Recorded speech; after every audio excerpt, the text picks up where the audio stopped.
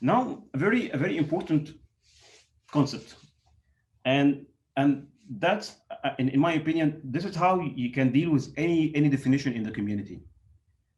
There are normally two categories of terms, of technology terms.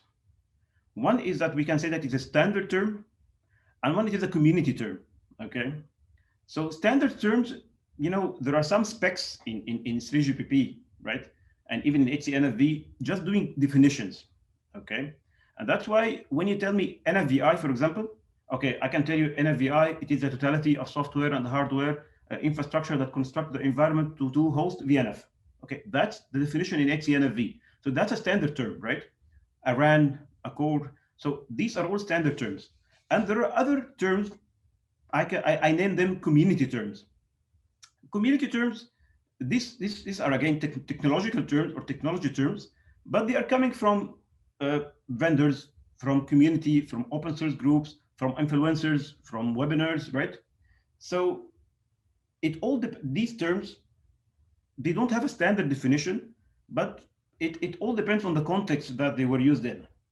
And I can give you an example of a cloud native, right? You can see a lot of people saying cloud native, right? But what does he mean by cloud native? Like, for example, is it like a stateless network function, like a VNF, or is the mass to be in containers? So what about VMs, stateless VMs? Uh, is it about the architecture, internal architecture, having load balancer?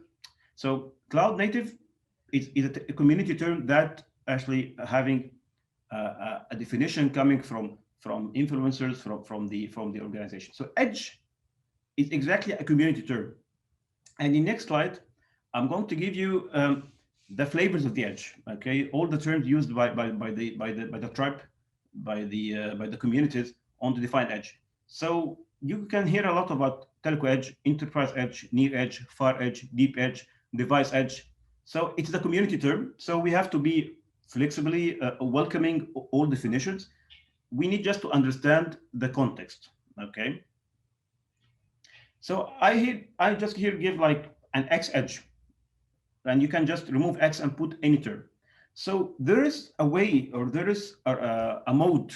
Let me use the laser here. There is a mode of naming edge with respect to the data center positioning. And I'm sure you all heard about the near edge, far edge, deep edge, and then device edge.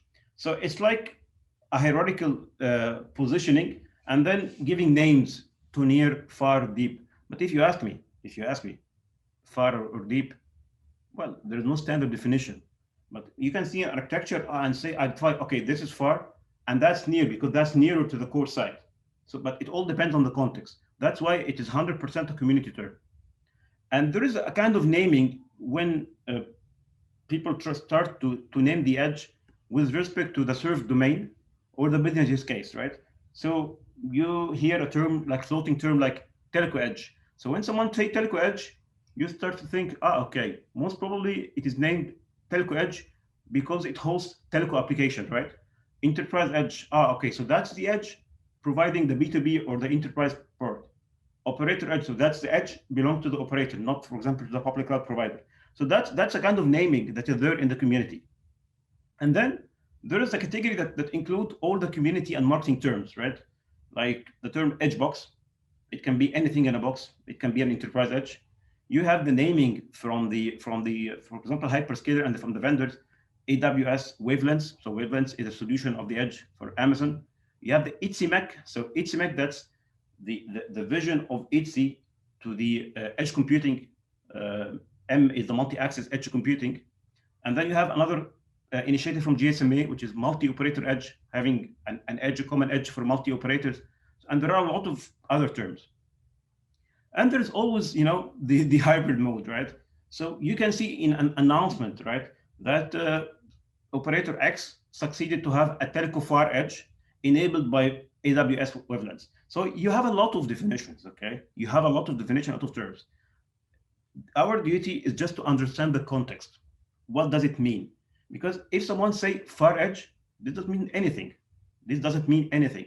You should interpret the architecture and understand, okay, why it's named far, because maybe that's the farthest point that they can go, okay? And the near edge, okay, that's the nearest, that center, to the regional ones. So I made this slide to give you the message that there are a lot of definitions, and you should focus on the context where these definitions are being used.